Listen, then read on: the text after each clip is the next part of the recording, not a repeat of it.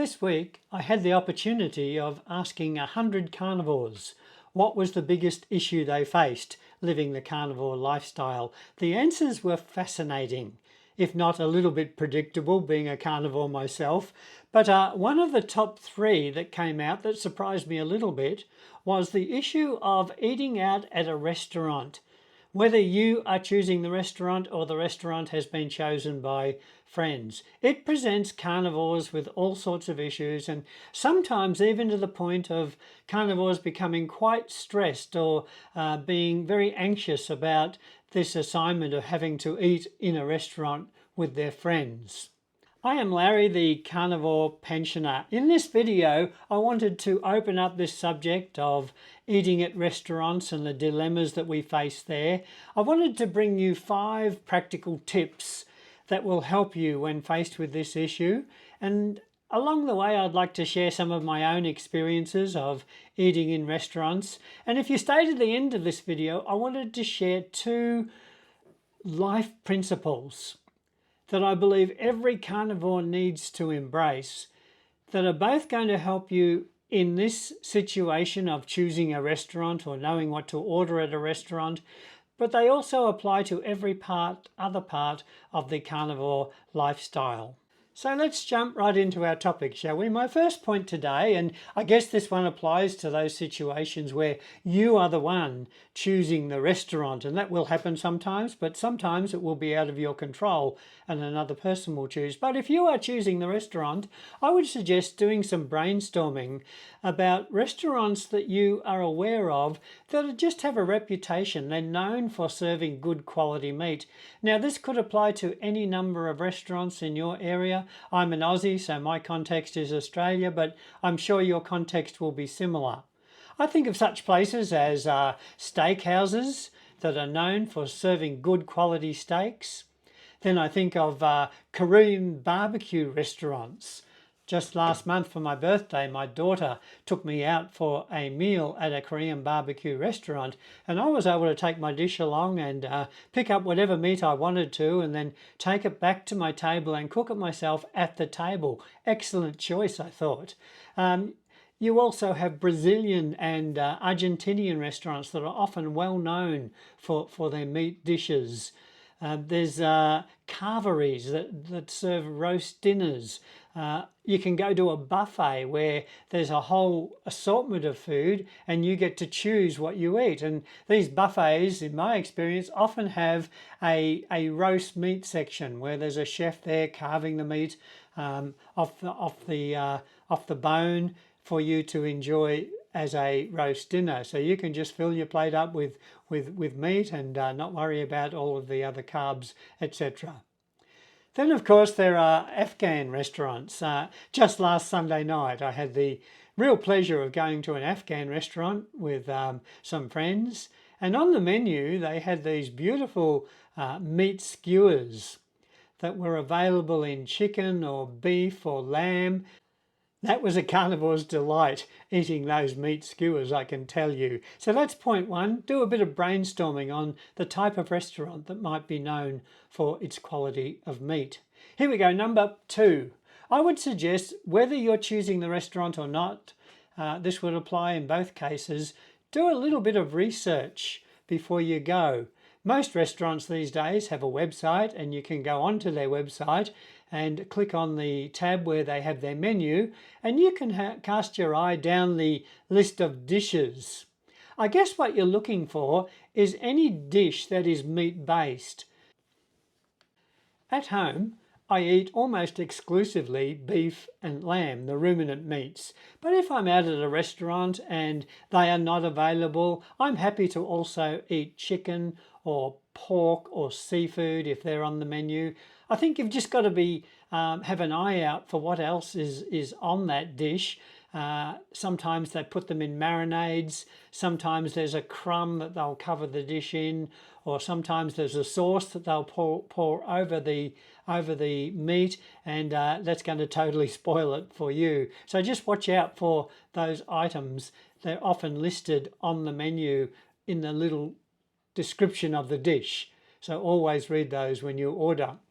Really what you are attempting to do here, and this is my third point, that is to select the dish on the menu that is the closest to what you would eat if you were at home. Recently I was at a restaurant and I was looking down the menu for anything that was meat, and I noticed that they had some lamb cutlets, but these lamb cutlets came with fried onions and a side salad. So I simply asked the waitress if I could have the cutlets, but to leave off the onions and forego the salad, and she was happy to do that, and the meal was quite lovely just as it was with the cutlets. Some people have raised the issue with me when they're eating at a restaurant and they ask the waiter or the waitress to just bring them the meat component and not all the veggies or the sides with it, and they feel kind of cheated because they've paid for the meal and they're only eating a portion of the meal but being charged the same price. Well, I don't know what you do about that. It depends on the situation, but you may be able to ask the waitress to put all of the extra food that you can't eat into a takeaway box, and you can simply take it and give it away to friends or family who do eat those foods. That would be one suggestion. Or you can simply cop it on the chin and just enjoy your night out as a carnivore and really enjoy the meat. Okay, for my fourth tip, again follows straight on from number 3. You might ask the restaurant to modify a dish in order to make it more acceptable to you as a carnivore. This is quite common in restaurants these days, that people will go in and have a talk to the wait person and say, look, I want this dish, but can you do this and this with it instead? And I find that most restaurants will go out of their way to keep their patrons happy. So it's always worth a try. The only tip I would give here is that if you do that, make sure that you're expressing your desire very clearly to the wait person, and also that you are polite in the process. That's a given, isn't it? But if you make your case very clearly, make it clear about what you want and don't want on the dish and how you would like it modified, I think you'll often find 9 times out of 10 they'll be happy to comply. So that's always worth thinking about. So for my final tip, this is number 5, and this applies in those situations where you get really stuck. I mean, you're just stuck. There is absolutely nothing on the menu that you think you can eat, and you've had no say in choosing the restaurant. What do you do in that situation? I was in that situation just a couple of weeks ago. I've got 5 brothers, would you believe? No sisters, 5 brothers. And on this particular day, we decided to all meet in the city and all go out for lunch together. And I had no say in the choice of the restaurant. By the time I arrived on the scene, they had decided the restaurant and where we were going. And I looked at the menu and I was a bit taken aback, because on the menu there was a whole page of gluten-free options. There was a whole page of vegan options. And there was a whole page of keto options. So I looked for the page for carnivore options, and of course I found none. And none of their mains were the slightest bit adaptable. They were all full of sauces and all sorts of things that I just did not want to eat. But what I did in that situation was I had a look at the sides. You know, those little entrees or side dishes that you often get at restaurants. And I noticed that this place had a side of beef strips and 3 different dips. So I decided I would order the beef strips, and I simply asked the waitress to hold off on the dips, that I just wanted the meat strips. Now, it was only a very small serve, it was just a side, but they were beautiful, those meat strips, and it wasn't much to eat. But you know what I did? When I got home, I ate a bit more until I was filled and satisfied. So that was a successful day.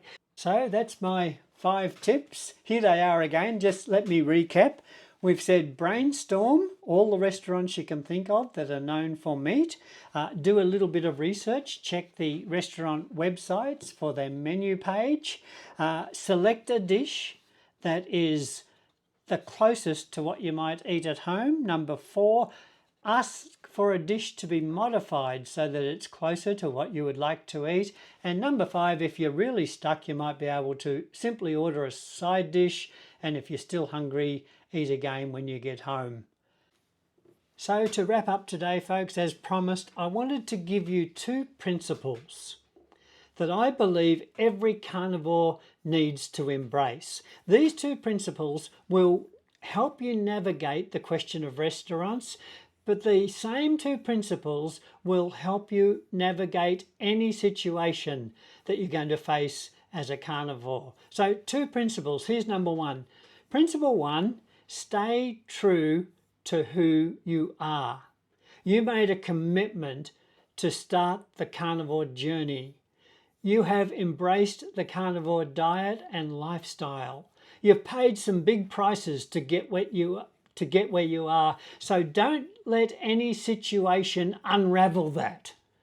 Stay true to who you are and the convictions that you have embraced. Don't allow peer pressure or the attitude of friends or well-meaning family to drag you down and cause you to pull back from the wonderful steps that you've made as a carnivore. We are all bothered by what other people think. We all feel it when people say that we're crazy and that we're going to get all sorts of weird diseases. But you've got to stand your ground. You've got to be who you are. You've got to be a carnivore, and you've got to embrace who you are, even at the expense of friends and family. You can be polite, you can be patient, you can be understanding, but stay true to who you are. The second one is just as important as number 1, and this is a principle that has guided me so clearly in many situations that I've faced where there is food, and that is this: focus on the people, not on the food. Focus on the people, not on the food. You see, you're going to be going to many situations in your life where there's food, whether it be at work, at home, with friends, out and about. Food is just everywhere in our culture. And I found that this principle always helps me focus on the people, not on the food.